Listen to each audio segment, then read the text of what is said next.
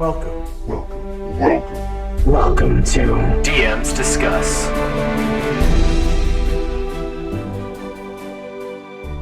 I'm Mike. I'm Chris. And I'm Scott. Welcome to DMs Discuss, where this week DMs will discuss Dungeon Master Moments. This is another episode in the series of episodes where we just kind of talk about some of our favorite moments around the table, both from the player side and the DM side. And Scott, I think you were going to kick us off this week. Yeah, I'm going to kick us off with a short one. That is how we saw it, Mike. My DMM for this week is one of our player characters, Pistol. And Pistol is playing, I forgot what type of wizard is he playing? Divination. He's playing a divination wizard, and divination wizards are built around, divination and foresight and kind of, predicting the future, etc. Very smart, intelligent character. And the person behind the character is absolutely brilliant. One of my favorite people to play with at a table. I think Christian is just, every character he brings is fun, and he was one of the first player characters that I got attached to as a player when, Aegis, previously nameless, and his forge cleric, who the name escapes me right now, Solomon.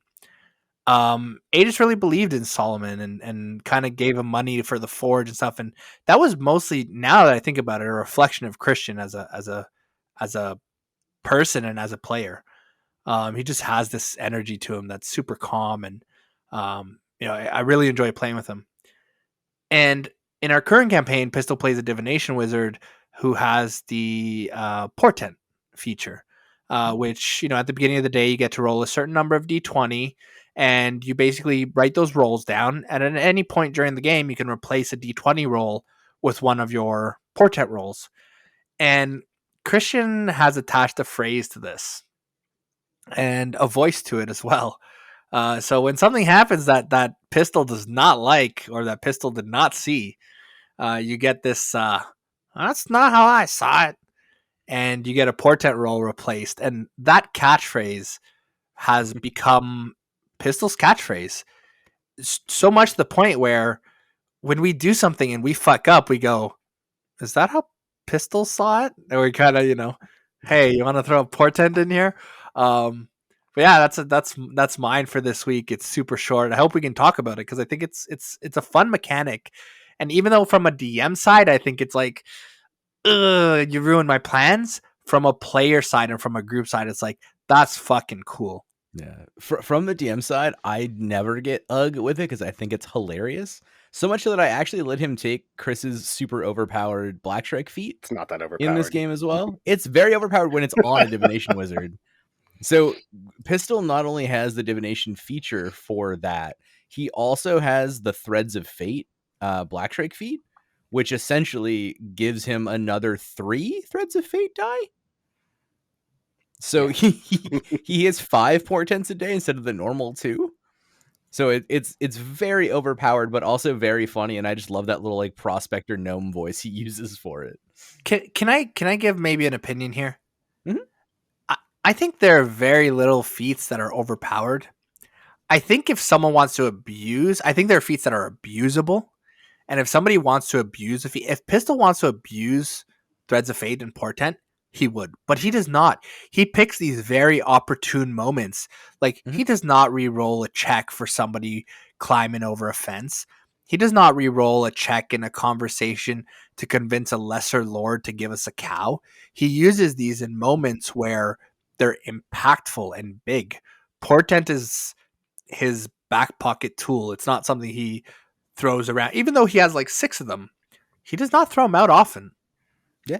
No, you're not wrong. I think he uses them perfectly, and it's very much like kind of the center point of his character, that he is this like kind of old, like omnipresent, omniscient dude that just like knows what's going to happen and is just like living through it again, right?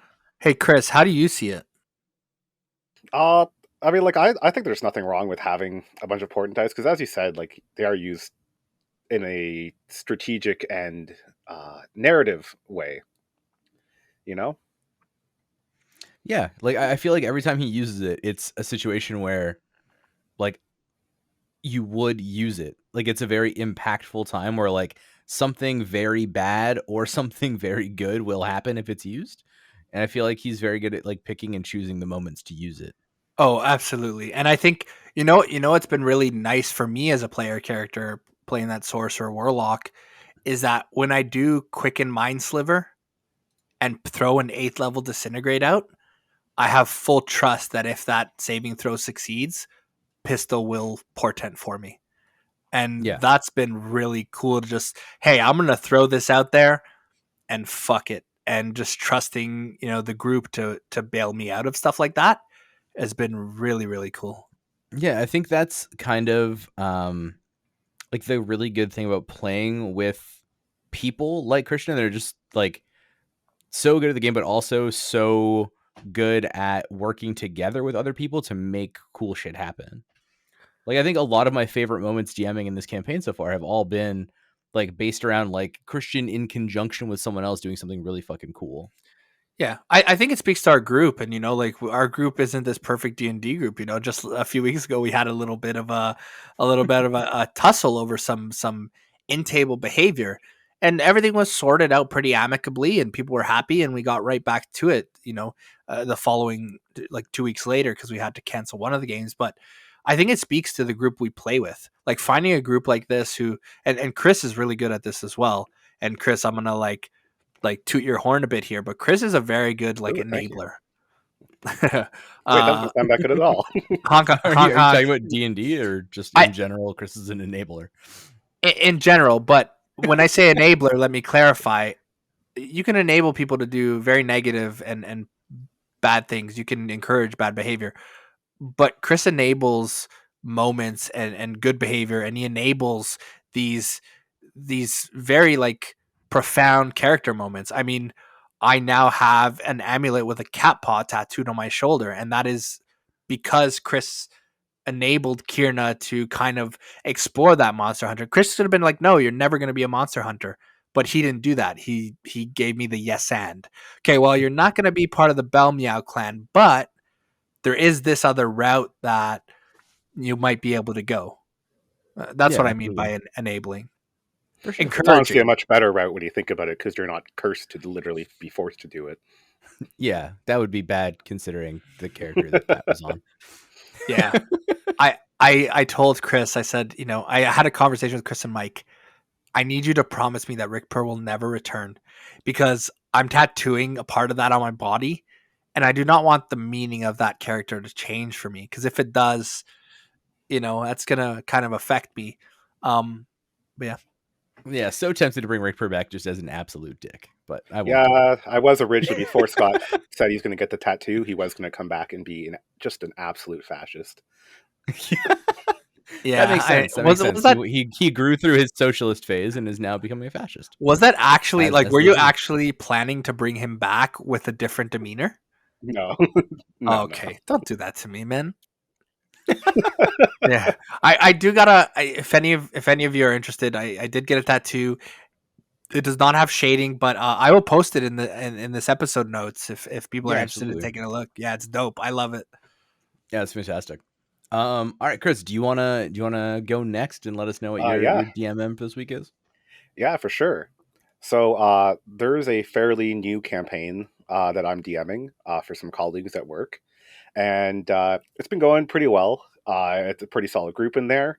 It's a homebrew one, and it's kind of like the skeleton behind it is a lot of the stuff from Acquisitions Incorporated, because a big focus of it is they are eventually establishing a guild and upgrading it and having roles and stuff like that. Because I like to have like a little fun like meta game in addition to the campaign story, and I've always wanted to try it out. Yeah, So for sure. anyways, I was gonna say that sounds familiar. on to the main story. So they were traveling to do. They're hunting down an evil warlock, who their patron, who's a noble in the city of Waterdeep, asked them to find him, bring him back, dead or alive. And random encounter on the way there, they meet just a group of goblinoids robbing people by the side of the road, and combat ensues, and they kill most of them, leaving the hobgoblin captain alive and a single regular goblin. And They subdue them, they ask them some questions, and a big debate ensues that goes on for quite some time over what to do with them. Because some people at the party thought that they should just kill them. Others thought that that didn't really seem fair now that they're unarmed and they have surrendered and they cooperate with everything we've done. It feels, it doesn't feel like a good person move to just cut them down in cold blood. Yeah, just straight up murder people? Probably not.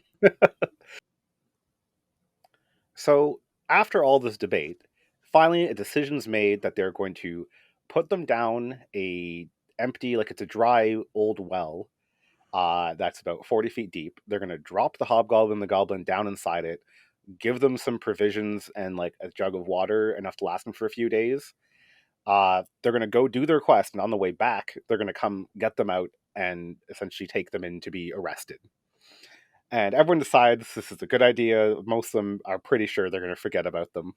Uh, so like they go off, they do their whole quest. They spend some time in the Mirror of Dead Men, get everything they need to get done, and they finally they head back because like we can't forget these goblins after all this debate over them. And so they get there and they look in the well, and I'm like, yeah, you look inside the well and you see 3 goblins. I'm like, what? So they get the Aarakocra to pick them up and like fly them out of the well, and ask them what the deal is, and it's revealed that these 2 goblins were out in patrol when the base was attacked, and they came back in like the next day to find the hobgoblins in there. He asked them to climb in, climbed out over top of them, and just left them there.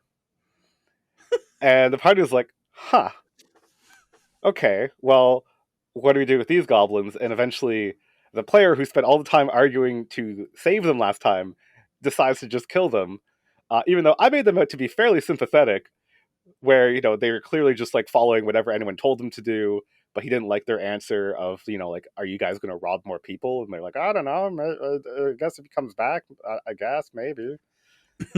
So they murdered the goblins. That That's they went through incredible. all this effort to keep them alive, come back for them, and then the guy who wanted them alive ends up just killing them. Like, this is too much work. Can I tell you how I feel about alignment? Yeah, sure. My views on alignment have shifted. I've always hated alignment, and I thought alignment was just like this super rough guideline that like, yeah, forget about it, do whatever your character wants. But you know what? That's an alignment shift for me. If you wanted to keep these goblins and bring them into the law, and now because they're a little bit hard work and you don't like their answers, you're going to kill them, that's evil, in my opinion.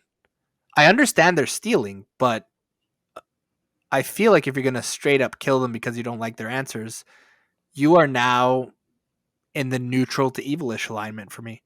Yeah, I feel like you get bumped down one. That makes sense to me. Yeah, Yep. absolutely. But anyways, the story doesn't even end there, because as I said, they're making a guild. So this was the first like big quest. And so they get back to town and they're told they're starting this guild. So they had this is actually gonna be a little double thing that'll lead into, because the way they made their guild was super fun, where they were allowed to shop for it. And essentially what I had them do is each of them could choose any skill they're proficient with and describe a room inside the guild hall relating to that skill. Oh, that's cool. So like the cleric chose religion and said he wanted like a small shrine to be there. Someone else, they wanted like a tree for them to sleep in because they're in Aarakocra, and they chose like survival. So they each essentially got to pick a feature, and like I kind of made this like hodgepodge of everything, where it's like this big tower with a barracks that's like kind of like the tower's like a tree that has it's growing around it. So anyways, they made this really cool fun base. So they all have like their own like little rooms and areas and stuff, and it has like different features where it has an herb garden and an observatory that's like also a magical lab. And eventually it gets to one of the fun parts of Acquisitions Inc., where they get to get staff. So I had essentially like a bunch of random NPCs generated for like their unskilled staff, where they just got to pick the ones that sounded interesting, and they each had like one proficiency. They got to choose one skilled person, decided to go for an alchemist. And then finally, this is one of the moments where the players kind of invent their own downfall, because they're talking about getting someone who had really good tactical knowledge and like planning to like look after the guild for them. And originally they're going to take that as their skill worker. I'm like, actually, you get a major domo who runs everything for you, who will be like a pretty important character. So don't worry about that for these lower guys. What's a major domo for those of us who don't know, including myself? So essentially, they are the person who just runs everything for you, kind of like a head butler or something. They control your staff. They get things done. They make sure everyone's doing their job. They're just, your go-to guy for all things relating to the guild. Gotcha. So they're waiting for this guy to come, and their patron, who's like, this noble, shows up, and it's like, oh wow, you guys are, I see you got some staff all lined up here, and good news, like I got you a major domo to run this thing for you. I found him looking for work. He says he's got great experience leading a team and all this stuff.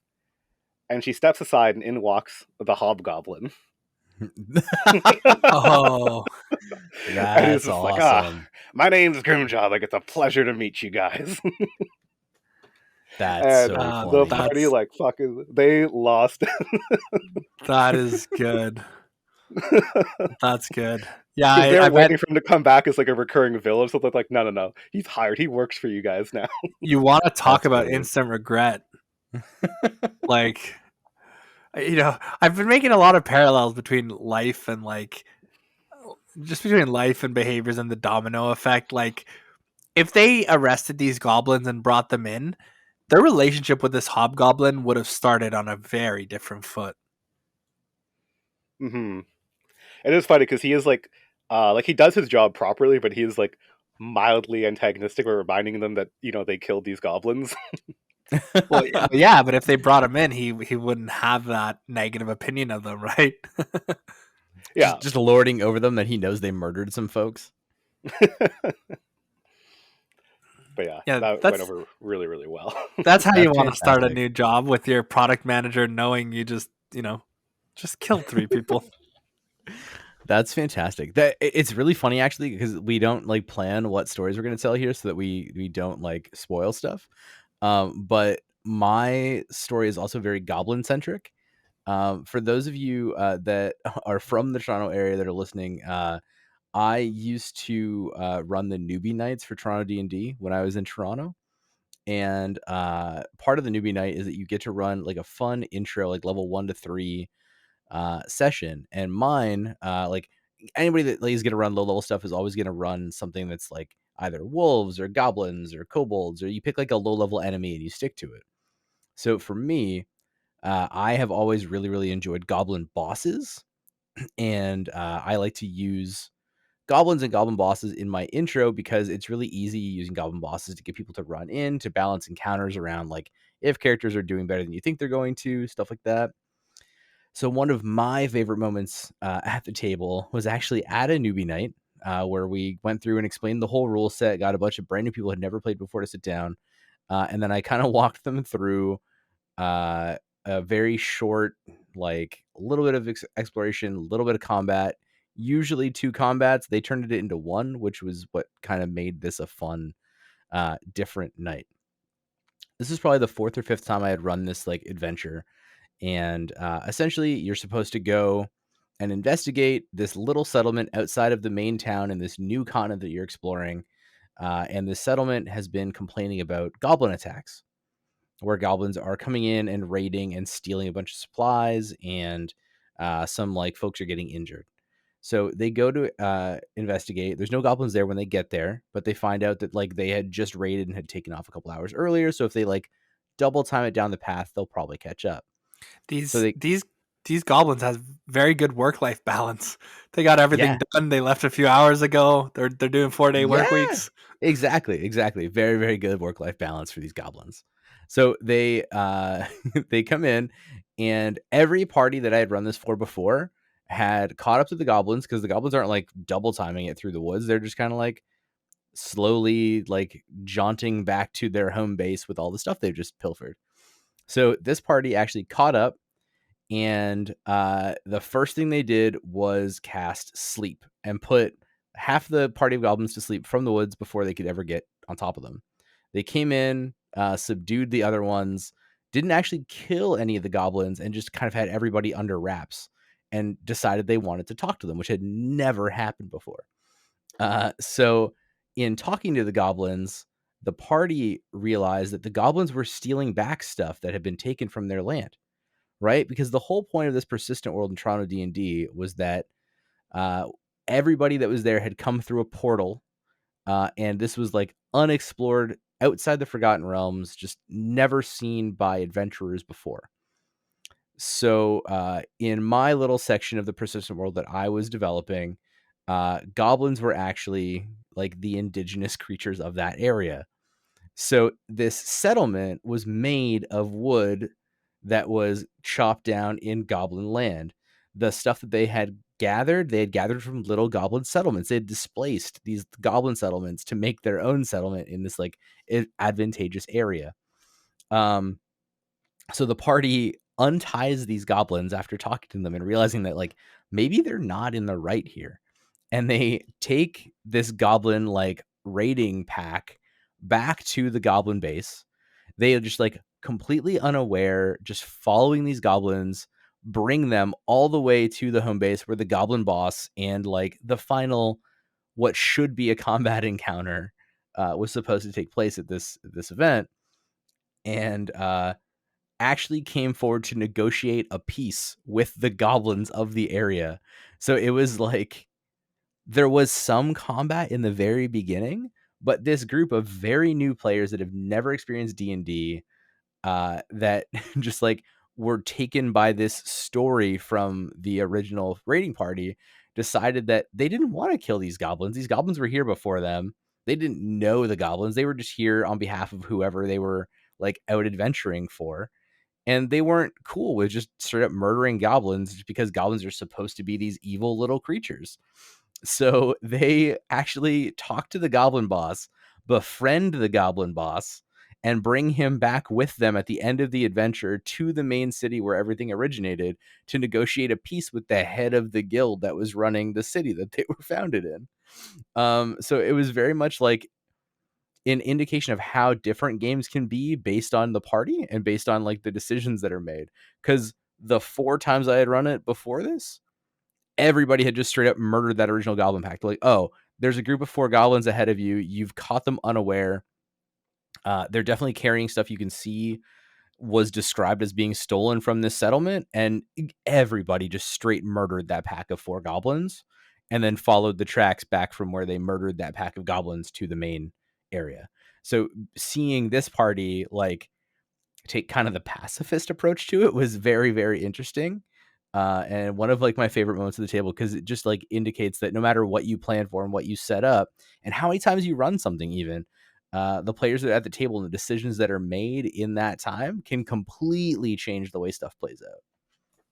Yeah, and I think like I think that's a really cool outcome because like I'm gonna make an assumption here, and you can either validate it or say I'm Mhm. completely wrong. But I'm assuming that's a tie to like what's happening with Indigenous people, and Oh, you know things absolutely. like ancestral diplomacy and like acknowledging territory, and just looking it up too. I read something really cool about that where, um, if an Indigenous person came to be on the territory of another nation, even if only passing through, they would announce their presence by saying something like, I acknowledge that I'm on the traditional territory of X nation. Yeah, And it's a way absolutely. you're, saying that you come in peace or that you're responsible for, preserving that territory or acknowledging that those people are the ones responsible for preserving that territory. Yeah, And absolutely. Like listeners might not know me, but you guys know me, and I'm a yeah, very political person, and I like to try to tie that into the stuff that I run and try to make people think. So it was but really cool to see that actually be able to take hold in a game. But I think that's really cool because if there were people on at your table that identify as, uh, you know, um, I don't know what the word there would be. Indigenous. Indigenous, sure. So if there are people that identify as indigenous to Canada and are kind of going through something similar, having an outcome like that can be pretty uplifting. And I think people will see parallels to. I think that's why I like D&D. I see a lot of parallels to my life and um seeing how other people act gives me the ability to relate a little more. Yeah, absolutely. And like I said, it's something I always try to introduce is like make people think a little bit and try to introduce some stuff from real life.